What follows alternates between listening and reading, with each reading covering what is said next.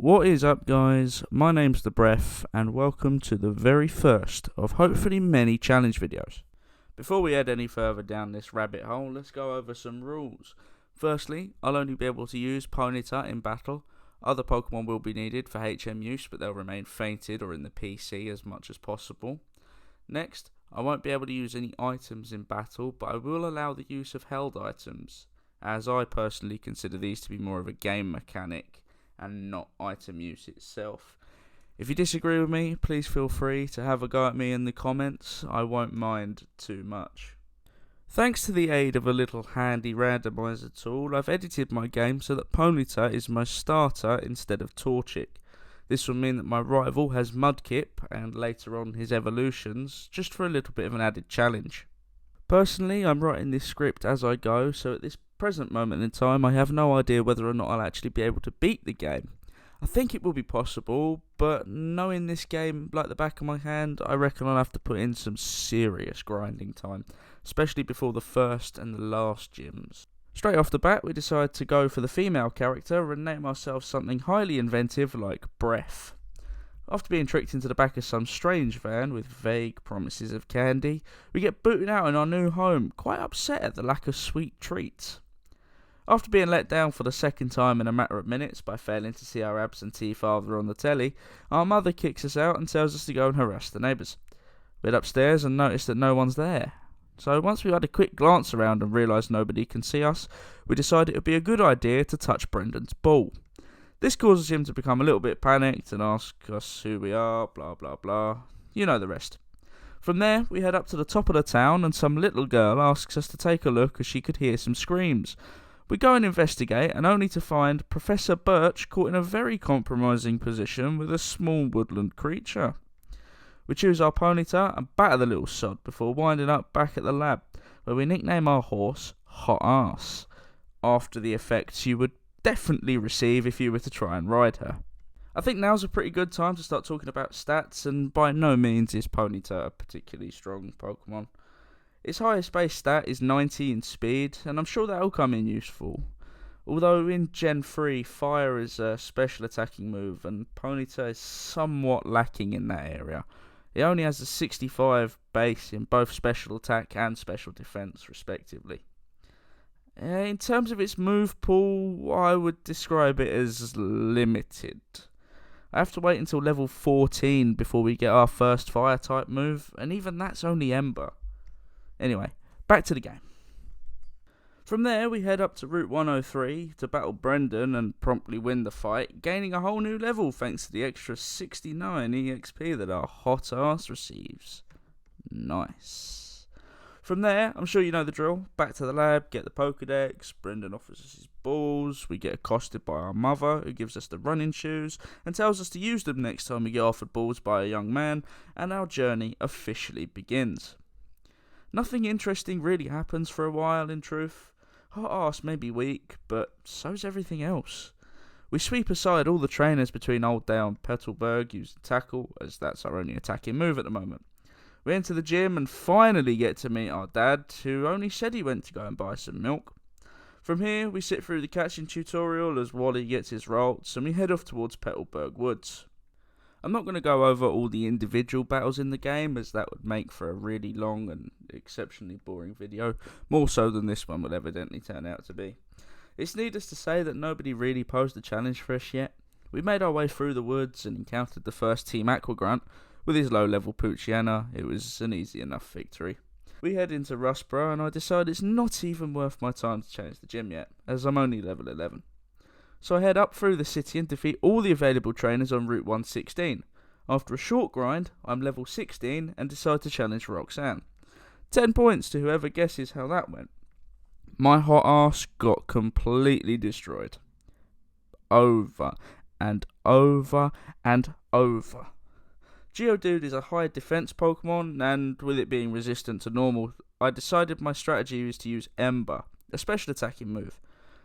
It works, but the issue is Rock Tomb and Rock Throw, both of which Geodude will go for. Every single time I tried, it used nothing but those moves against me. At my current level, I don't even stand a chance. So I head back to Route 116 and go on a nice little grind until I end up at level 20. I come back to the gym, and although there's some improvement, Ponyta's relatively weak special attack is showing, even on the first gym. Ember isn't powerful enough, and I'm not bulky enough to tank the hits too well. I managed to get through both Geodude, but her nose pass provides an impasse. Trying to take down that thing with Ember at level 20 would be like trying to knock down the Berlin Wall using nothing but one of those whack-a-mole mallets. Bloody impossible. The key to surviving this fight is to dispatch the Geodude with minimal damage taken. I'm going to need a lot higher health if I'm going to stand any chance at all. So I head back up to Route 116 and grind out a good chunk more levels. I'm determined to do this at as low level as possible, so at level 25 I'm back. Hot Arse now has 69 HP, so I'm taking this as a sign. I also give my Hot Arse an Oran Berry to hold, and we go back in for round 2. The first Geodude manages to get a Rock Tomb off, but Ember is now so powerful that I don't even care. Roxanne uses a potion and we go for the second one. This time, Ember leaves a burn, cutting the attack stat of the Geodude. Not that it really matters because it goes down easily enough. Nose passes out and luck was finally back on my side. My first Ember not only hits critical, doing half of Nose Pass's HP and damage, but it hits the burn too. The cut to attack power practically seals me the win, but I go for Fire Spin, which hits. All it took from there was time, and a few Embers, Rock Tombs and Oran Berries later, we finally defeated Roxanne, earning us the Stone Badge. 1 down, 7 to go, and it only took us just under 3.5 hours. As we emerge from the gym victorious, we stumble into some more of Team Aqua's finest, running away from an unarmed man who's begging for his briefcase full of his goods back. We run into a tunnel after him, obliterate his dog with Hot Arse, save a bird and head back towards the sea. On the way, we stop to chat with Brendan, who does the most teenagey boy thing ever, who gives us his number and then tries to beat us up. Hot Arse made light work of him. We head down to Mr. Briney's shack, who agrees to take us to Dewford. After clearing out the trainers on the beach, we run through the granite cave and find Stephen. He gives us a useless TM as a reward before wandering off. Next stop, Brawley. This gym was kind of a pushover. We wiped the floor with all the gym trainers and made light work of his Machop, getting him to use a super potion on it in the process. Meditite was just as easy, only going for Focus Punch and getting burned by Ember. Stupidly, I use Ember on the Makuhita, who subsequently uses Vital Throw, a move that does next to nothing on my overleveled pony. A single stomp sees us the win, and the second gym badge is ours, mere minutes after the first. Victory aside, I jump back in the boat with a strange old man who agrees to take me to a new and unforeseen place. Slakeport, here I come. We find Captain Stern and are rudely interrupted by 2 more Aqua Grunts. After trampling them, we get our first look at Archie, Team Aqua's leader. He babbles on about turning the world into a giant water park and his dream of slip and slides and whatnot, I think. I really wasn't paying much attention. At the museum, we bump into the professor again before hitting up the trick house. At the end of the first house is a rare candy and I decide to grab it to make the grinding all that much easier later on. Just down the road, we bump into Brendan again, who is, yet again, the biggest joke on the planet. We sweep through and are rewarded with the item finder, something I have no desire to use at all. Into Moorville, we make a beeline for the bike shop, where I actually struggle to choose which bike I want. I eventually settle on the acro bike for some reason and head outside towards the gym, where we encounter Wally and remove his rolts from the face of the earth entirely before heading inside. The gym itself was actually going really well. Voltorb went down easily, Electrike went down easily, but I was a bit of an idiot and used a physical attack against it in Stomp, meaning we got hit by its paralysis from static, and that ultimately proved to be our downfall because we got through Magneton, but Manectric just had no problems taking us down whatsoever. I know it's possible, so I don't bother going for a grind, and I go back in straight away. Although we get hit by Thunder Wave, we do pull through and defeat Manectric, surviving with a slim margin of health. Thank God. But what worries me is that I found a third gym hard. At this rate, I think I might be in need of a grind before we take on Norman as well. But that's an issue for later. We make our way up through Meteor Falls and out the other side and head back through the Rust Turf Tunnel. You know, this part of the game always felt like such a slog to me, just going in circles and back on yourself. You know, I know you can turn around and double back when in Meteor Falls, but for some reason that just feels longer to me. Still, at least I haven't had to grind since Roxanne. We take the cable car up to the top, and here we encounter Archie having a triple battle against Magma Grunts. We speak through all the other battles until we reach Maxie, Team Magma's leader. He goes on about wanting more hiking trails and whatnot. Again, I really wasn't listening to him either. His first Pokemon, Mightyena, has Intimidate as its ability, which cuts our attack. So I go for Ember, and he hits me with a Sand attack, reducing our accuracy. Maybe I was a touch cocky here. I didn't even save beforehand. And his Camerupt destroys my hot ass with a severe magnitude. I think it's possible, so I just go straight back. This time I save just in case. And it turns out that Maxie really wasn't that hard at all this time. I used Ember on the Mightyena, Stomp on the Camerupt, and for some reason he used Focus Energy instead of Magnitude, and a lucky crit means that we take it down. Zubat is last, and it poses no threat at all. I'm telling you, this thing could be level 100, and it still wouldn't pose a threat. Once we've finished up with Maxie, we decide to take the Meteorite out of the machine, and yet again double back through Fiery Path. This time though, it has a purpose. We take the Meteorite to Professor Cosmo, and we trade it for the TM for Return. Return, in case you don't know, is a move that gains power the higher your friendship level with your Pokemon. I think my pony has high friendship with me at this point, and this will be our most powerful move for the rest of the game. Ironically though, it isn't even the last time we have to go through Fiery Path. Having completed the loop once more, we teach Return to our hot ass in place of Tail Whip, and we make our way back to the cable car and down the face of the mountain where we take on the 4th gym, Flannery. I will keep this one quick. Everything in the gym goes down to Stomp and Return. The only thing of note is how Torkoal gets paralysis off from Body Slam. Other than that, nothing really happens. We leave the gym and we come face to face with Brendan yet again, who this time gives us goggles.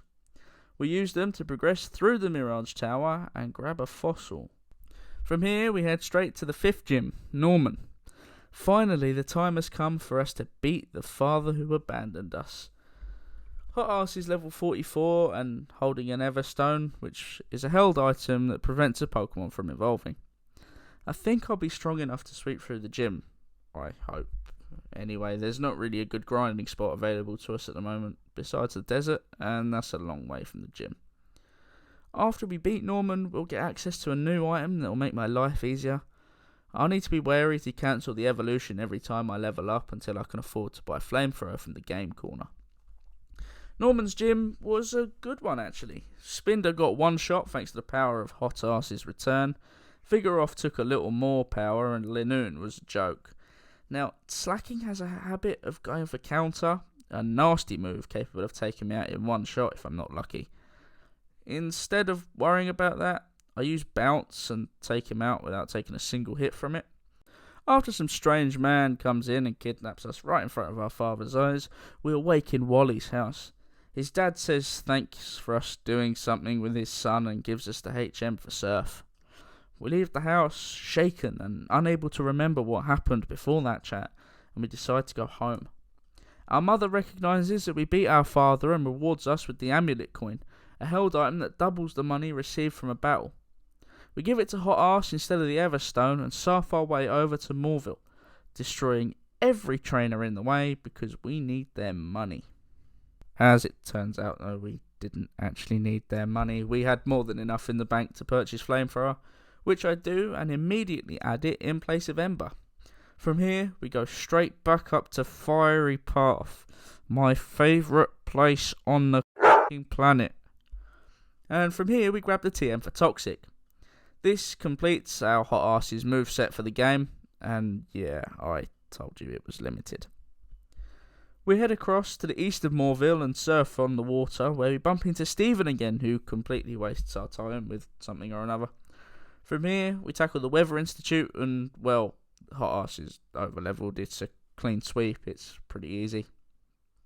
Upon leaving the Weather Institute and heading up towards Fortree, we bump into Brendan yet again, who decides he's going to test us. How do I say this nicely? He's pathetic.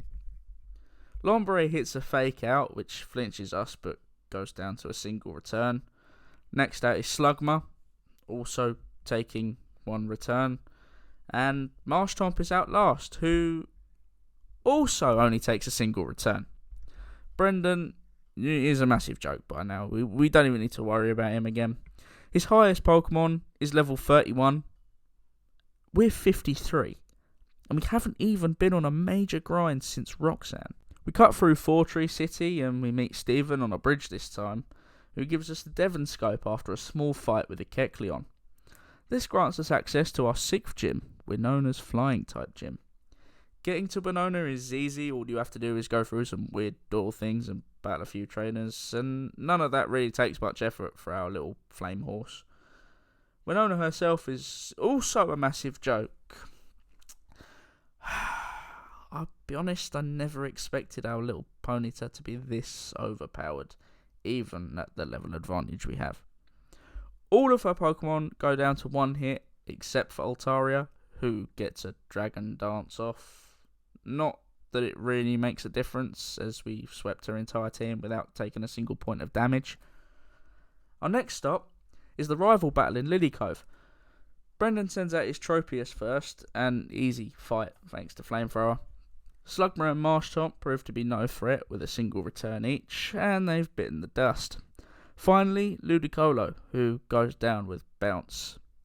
Brendan really hasn't posed the threat like I thought he would, but, I'm not going to complain. It's off to Mount Pyre we go, where we encounter Team Aqua yet again, and engage in another conversation with Archie before he runs away like a little baby. Some old woman and her husband are complaining about their bread and blue balls or something, and we're given the key to unlock the Magma Hideout. So, in the spirit of playing fair, we fly back to Moorville and trek back up the mountain and down to the Magma Hideout. After making our way through to Maxi, we find out the hard way that his Camerupt has Earthquake, and that thing hits for a ton of damage. Even being over-leveled like we are, it's still a 2-hit knockout. First attempt and we fail miserably.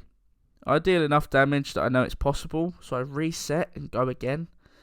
This time, I'm lucky that Camerupt uses Amnesia first instead of Earthquake. My friendship level with Hot Ass is high enough to see us through with Return. Crobat doesn't really pose much of a threat either, and Return sees us through the fight. From there we head to Slateport and we catch the end of Captain Stern's interview, before Archie and his goons show up again to steal a submarine or something. As all the best thieves in the world do, Archie announces that we can find a submarine in the Aqua Hideout in Lilycove.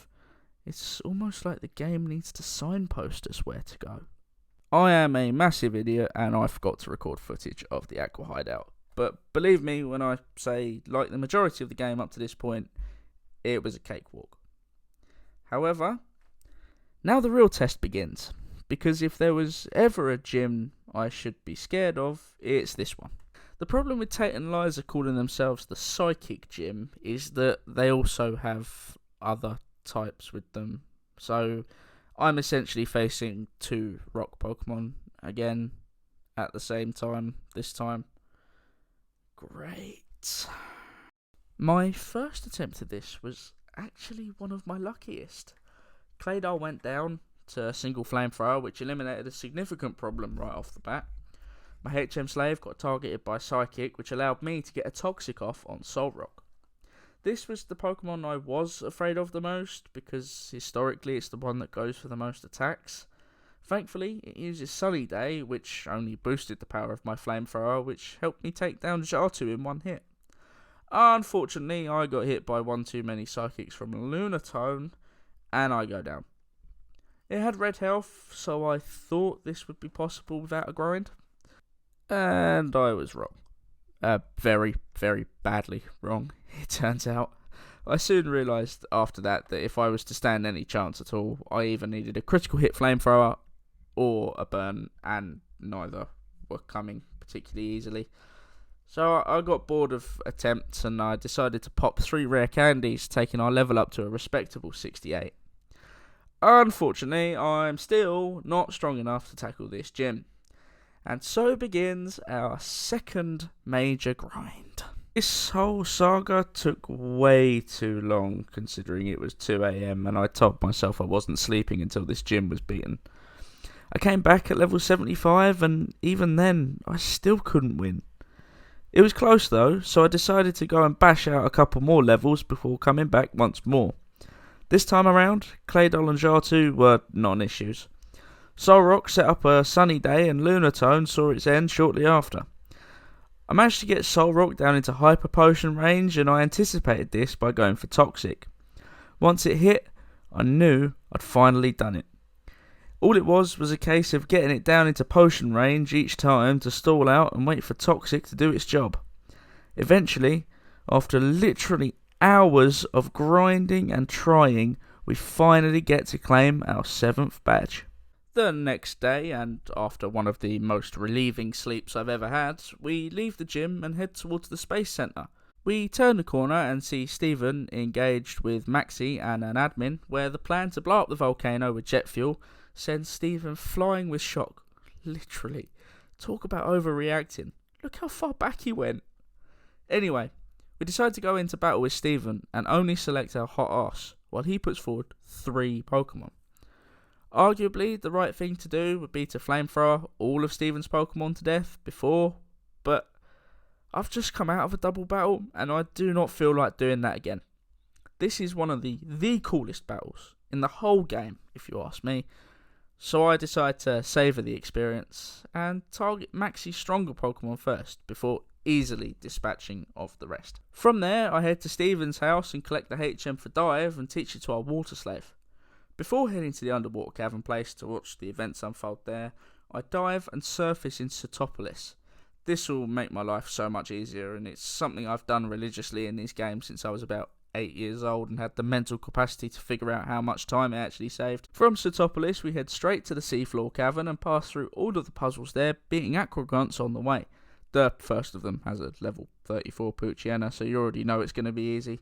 And we finally encounter Archie. Yeah, we swept this guy's entire team aside in 3 flamethrowers. Wow. Once Maxie and Archie are through having their change of heart and regret all they've ever done in their lives, Stephen comes and warns us not to do anything stupid. So we do something stupid and fly straight into the heart of the mess, Setopolis. From here, we get to witness the second best cutscene ever created in a Pokemon game, in my opinion, with the feud between Groudon and Kyogre. From there, Stephen drags us all the way towards the Cave of Origin and tells us to find a guy named Wallace.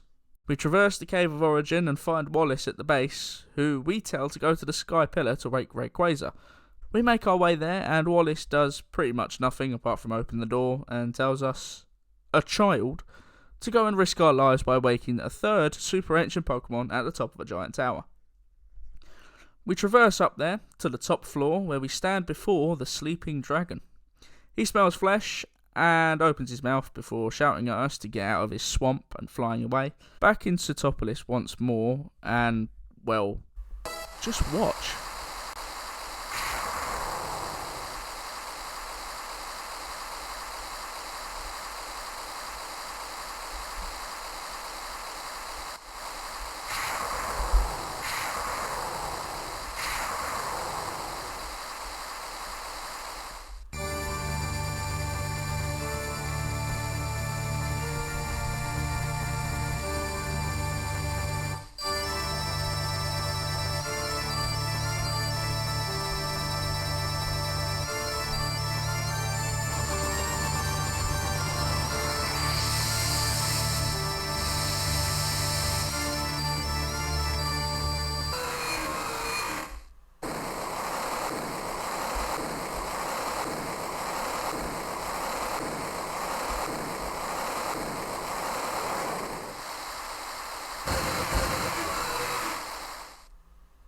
How freaking cool is that cutscene?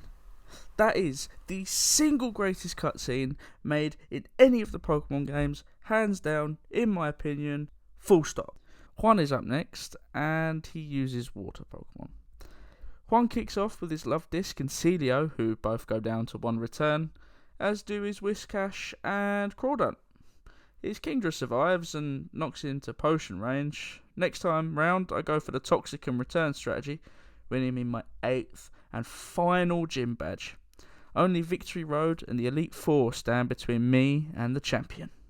We surf on to the east and to the base of the waterfall at Evergrande City, ride it up, and commence traversing Victory Road. I'm feeling pretty confident going forward, and that confidence isn't shaken when Wally decides he wants to come and challenge us to a battle. Don't get weird with it. His team consists of 5 members. He starts with a level 44 Altaria that goes down to 3 returns and requires a full restore to be used. His level 43 Delcatty, 41 Magneton and 44 Roselia go down in 1 stroke of our flamethrower. Last out is his level 45 Gardevoir. 1 return sees Wally dispatched and our journey looks ever more promising. Before we tackle the Elite Four, I decide I'm going to give myself every advantage possible. So I fly back to Dewford and collect the Silk Scarf from the man inside his house. The Silk Scarf is a held item that boosts normal type moves by 20%.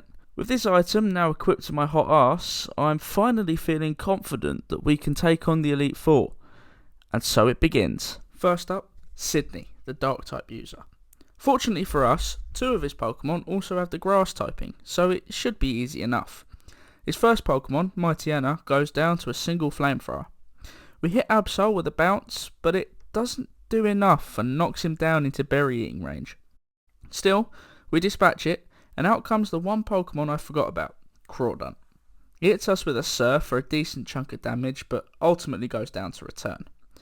Shifter and Cacturn are up last, and they both get completely destroyed by Flamethrower thanks to their dual Grass typing. The first one's down, 3 more to go. The second member that stands in our way is Phoebe and her Ghost types. First out is Dusclops. He uses Protect to stall me out, but thanks to our level and our speed stat, we KO it with 1 Flamethrower. Her second Dusclops is out next, this time at a higher level. Flamethrower isn't quite enough, and it hits a nasty Earthquake. A team of Bonnettes and a Sableye go down to a single Flamethrower each, and just like that, our horse is halfway through the Elite Four. Third in line for a good hot-ass beating is Glacier, the Ice-type trainer. She sends out a Celio first. It survives long enough to set up Hail and heal, but Return is eventually too strong. Next she sends out Walrein, and we manage to tank a hard-hitting Surf, before it too goes down to Return. Both Glalie are easy, only needing 1 Flamethrower due to it being super effective, but sandwiched in the middle of them is another Celio. Thanks to a burn from Flamethrower, it goes down without dealing much damage to us. And with that, Hot Arse is 3/4 of the way through the Elite Four, with Drake up next. Drake took many attempts to get even close to winning. I guess the good news about taking over 50 tries is that I got to learn a strategy that really sped the process up. I needed to use Bounce on the Shelgon that he brings out first, and with whatever luck I had, I needed it to go down without damaging me. I needed to either burn or knock out the Flygon in 1 hit, because it'll always go for Earthquake and it is deadly. When Salamence comes out, I need to either get a critical return or hope to God that Rock Slide misses. After that, I don't rightly know what I need, because in all my attempts I could never get past Kingdra. Turns out what I needed was a run where it uses Dragon Dance instead of Surf. The best thing about this one was that Altaria used it too. So both of Drake's last Pokemon go down to 2 returns each, and finally I'm on to the champion. Wallace took way more attempts than Tate and Liza, and probably Drake put together. I'm talking definitely over 100 attempts and multiple hours. Again, the upside to this is finding a strategy. I know that I have the option to grind to max level if I need it, but actually it becomes apparent rather early on that I can do this, as long as I get a lot of luck. Essentially, what I'm counting on here is finding a way to get through the Wailord and Ludicolo reliably without taking damage, and from there, I need a really lucky turn of events. I either need a one-shot on Tentacruel, or for his Toxic to miss. If that works, I need something similar to happen to Whiscash, and I hope I get past that with enough health to tank one of Gyarados' Earthquakes. As long as I can tank one from Gyarados, I'll make it through to my Milotic. This actually happened quite a few times in the attempt, so I know that if I get there, I just need to have high enough health to trick it into using something like Toxic. One return tends to do over 2/3 damage, and it always eats its berry from there, so as long as I have enough health for it to use anything that isn't Surf, I should win. Although in all the previous attempts, it only used Surf. But they say that fortune favours the bold, and I'm not going to lie when I say this was probably the luckiest run I've had in any Pokemon game I've ever played. I managed to get through the Wailord and Ludicolo using the return and bounce strategies from my many attempts. I didn't get a super lucky damage roll, taking Tentacruel out without even needing a critical. In comes Whiscash, and out it goes again after a critical hit from return. I know I'm not in the clear yet though, as Gyarados comes out. I try and use Bounce, making sure that I miss the initial Earthquake, and this must have messed with the AI a little bit, because instead of going for Earthquake like it did in all of the other attempts, it uses Dragon Dance. Seriously, what is it with this game and Dragon Dance? It doesn't really matter, because after she heals, we hit it and knock it out with a brutal critical hit return. I mean, it was definitely needed, but still. We tee up return with our fingers crossed, outspeed Milotic, and it only lands with a bloody critical hit. That's it. I've beaten Wallace.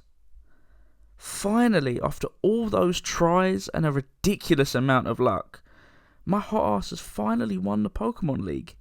Brendan comes in, late as always, to try and give us some advice, but that's it. We get paraded into the Hall of Fame and finally get to register our Ponyta. She truly is a little champion horse. It's been one hell of a journey. After a really tough start, a ridiculously easy middle and a nasty slog at the end, together with my hot arse, the Hoenn region is conquered. It's been a lot of fun. Thank you for watching, and I will see you next time for my next challenge. Nah, just kidding. You didn't think I'd end it there, did you? Nah. After all, there is one final challenge. So, together with my newly crowned champion horse, we climb Meteor Falls. Here before us stands the true end of the game, Stephen Stone, Steel Master. I have a fire type and a very strong fire move, so I didn't see it being too tough. But then again, looking back on it, we did just struggle to beat Pokemon with levels in the 50s, and Steven starts off with Pokemon in the 70s. I don't want to grind anymore unless I really need to. So, without further ado, let's ask a bonus question. Can you beat the true king of Hoenn, Stephen Stone, with only a Ponyta? I'm not going to go through the details of my many attempts because, believe me, there were many attempts. The problem is that the majority of his Pokemon know Earthquake, and I can't tank one. It's a one-hit knockout at this level. So I decide that I've had enough, and I'm going to grind all the way up to just below the max level. Believe me, it took forever. Many hours later, we're back at level 99, and first up is Skarmory, a whole 22 levels lower than us. It went down easily before, but now it's just a joke. Metagross comes out, and wow, to think it gave us that much trouble a few short hours ago. Claydol's up next, and I hit it with Flamethrower while it sets up a light screen before it goes down to a return. Up next is the big boy, Aggron, and I'm in a position where Flamethrower is all I can use. With it being Joint Steel and Rock type, Bounce and Return aren't going to do anything, and Toxic obviously can't be used on any Steel types. But I get super lucky, and it goes down in one hit with a critical. Cradilly is up next, who puts me in a similar position. I use Toxic and hope at some point an Ancient Power misses. It doesn't, but Flamethrower coupled with Toxic damage should see the job done. He goes for Ingrain, allowing us to get a free hit of damage before he inflicts that Ancient Power, and that allows us to take it out thanks to the aid of Flamethrower and Toxic damage. Armaldo is up last, and I cannot risk an Ancient Power, so I go for Flamethrower hoping to get the burn. Thanks to sheer luck, I do get the burn and barely hold on from an Ancient Power. Stephen uses a full restore and I get another Flamethrower off, dealing just over half health. Thanks to Hot Arse's raw speed, we strike first with another final Flamethrower. At the start of this video, I asked a simple question. Can you beat Pokémon Emerald with only a Ponyta? The answer? Yes. And without using items in battle, except for held items, and let's be honest, I really only used those for the first gym and the last 3 major fights. The Amulet Coin and Everstone didn't really give me any advantage. But that's not the point. To commemorate this true hero of this challenge, I saved a rare candy. Ever since level 40, Hot Arse has been trying to evolve into a new form. I had restricted that so that we could complete the challenge, and that challenge is now completed. So I deservingly give that rare candy to my Ponyta, and as a reward for all her hard work, I now present to you my level 100 Rapidash. Thank you so much for watching this challenge video. As far as challenges go, this one was okay. I definitely recommend trying it yourself if you've got the time to spend. Ponyta is a strong Pokemon in the mid game, and all I really did to gain levels after Roxanne was challenge all the trainers available. The limited move pool makes this a lot harder. I think if Ponyta had stronger moves or a more diverse move pool, then this would really be a sweep. It took a lot of time to make this video, so a like would be greatly appreciated.